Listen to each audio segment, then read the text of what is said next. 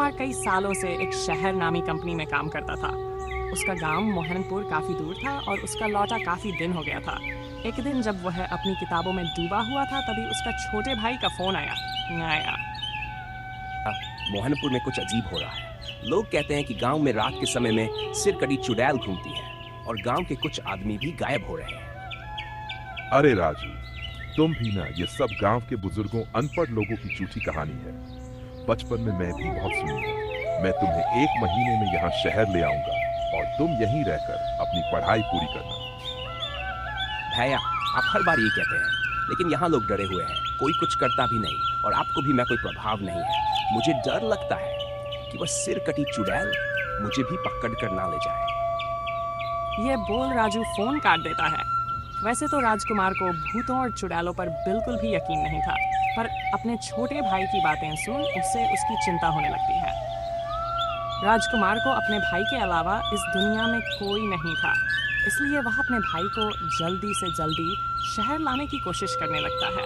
3 दिन बाद आधी रात को राजकुमार को एक अनजान नंबर से फोन आता है। राजकुमार भैया, मैं लक्ष्मी बोल रही हूँ, आपकी पड़ोसी। राजू को वो सिरकटी चुड़ैल उठा कर ले गई है, आप जल्दी आओ। राजकुमार जैसे ही ये सुनता है उसके होश उड़ जाते हैं। वह बिना देर किए कार में बैठकर मोहनपुर की ओर निकल पड़ता है। गांव पहुंचते ही उसे सब सुनसान सा लगता है। वह अपने घर जाता है, तभी लक्ष्मी और कुछ गांव वाले आते हैं।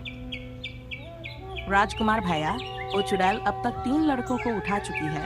सबको अंधेरे में अकेले आने जाने से डर लगता है। क्या कभी किसी ने उसकी तलाश करने की कोशिश की? हम क्या ही कर पाते भैया, हम कैसे उस सिरकटी चुड़ैल का सामना कर पाते। पर हाँ, गांव के सरपंच जी एक साधु बाबा को जानते हैं, अभी हमारा मदद कर सकते हैं उस सिरकटी चुड़ैल से। राजकुमार तुरंत गांव के सरपंच के पास पहुंचता है और उसे सारी बात बताता है। मैं सब जानता हूँ राजकुमार, और मैं उन साधु बाबा को भी जानता हूँ, पर वह हमारे मदद नहीं करेंगे। गांव के कुछ मूर्खों ने एक बार उनका बहुत अपमान किया था। वह हम गांव वालों से बहुत गुस्सा है। सरपंच जी, आप चिंता मत करें, मैं साधु बाबा को मनाऊंगा अपने भाई और गांव की मदद के लिए। सरपंच राजकुमार दोनों को इस साधु बाबा के पास जाते हैं और उनसे मदद मांगते हैं, पर साधु बाबा गांव वालों की मदद के लिए मना कर देते हैं और गुस्से से कहते हैं वह उन मूर्ख गांव वालों को कभी मदद नहीं करेंगे। राजकुमार साधु बाबा को बहुत मानता है, उनके सामने गिड़गिड़ाता है कि वह अपने भाई को और गांव वालों की मदद कर दें। साधु बाबा को राजकुमार पर दया आ जाता है और राजकुमार को भवभूति देते हुए बोलते हैं, सिरकटी चुड़ैल ने अभी तक 3 लोगों को उठाया है। वह तीनों जिंदा है। वह चुड़ैल ने तीनों को जंगल वाली गुफा में रख रखी है। वह चुड़ैल भी तुमको इस गुफा में मिलेगी और इस भवभूति से चारों ओर गोला बना देना और उसके सिर को उनके शरीर से जोड़ देना। वह अपना रूप में आ जाएगी। राजकुमार अपने घर जाता है, वहां एक थैला लेता है, उसमें भवभूति रखता है और जंगल वाली गुफा की ओर निकल पड़ता है। उसके साथ कुछ गांव वाले भी होते हैं। वह उस गुफा में जाते हैं। उन्हें उस चुड़ैल की सिर भी मिल जाता है जो गुस्से से उन्हें ही देख रहा होता है। राजकुमार को उनके भाई और गांव वाले भी बेहोशी के रूप में उसी गुफा में मिल जाते हैं। मेरे भाई, तू चिंता मत कर, मैं इस चुड़ैल का अंत करके तुझे इस चुड़ैल से बचा लूंगा। तुम थोड़ा इंतजार कर।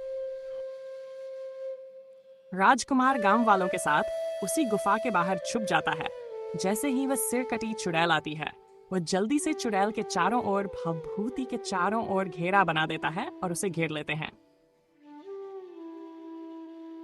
सिरकटी चुड़ैल, ये जादुई भवभूति है, तू इससे बाहर नहीं आ सकती हो।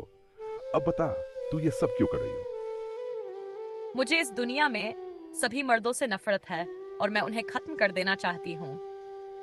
हर हमने तुम्हें कौन सा तुम्हारे प्यार को ठुकरा दिया था, जो तुम हमें मारने पर तुरी हुई हो। ठुकरा कर मेरा प्यार इंतकाम देखोगी। चुप हो जाओ बेवकूफ, मैं भी पहले इंसान हुआ करती थी। मेरे शादी एक शराबी से हो गई थी जो मुझे दिन रात शराब पीकर मारा करता था। एक दिन उसे मैं शराब के पैसे नहीं दिए तो उसने मेरे सर कुल्हाड़ी से काट दिया। सिर काटने करने के बाद मैं चुड़ैल बन गई। फिर मैं शराबी पति और उसके दोस्तों को मार दिया। माना कि तुम्हारे साथ गलत हुआ है, पर तूने अपना बदला ले लिया है। अब तुम्हारे मुक्त होने का समय आ गया है। लेकिन तू मुझे बिना सिर के मुझे नहीं मार सकता। सिरकटी चुड़ैल जी, ये रहा तुम्हारा सिर।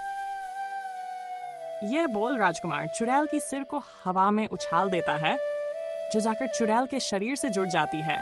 जैसे ही सिर चुड़ैल से जाकर जुड़ता है, चुड़ैल जलने लगती है और देखते ही देखते वह एक औरत का रूप धारण कर लेती है। इसके बाद से मोहनपुर सिरकटी चुड़ैल से हमेशा हमेशा के लिए मुक्त हो जाती है और राजकुमार अपने भाई को लेकर शहर चल देता है।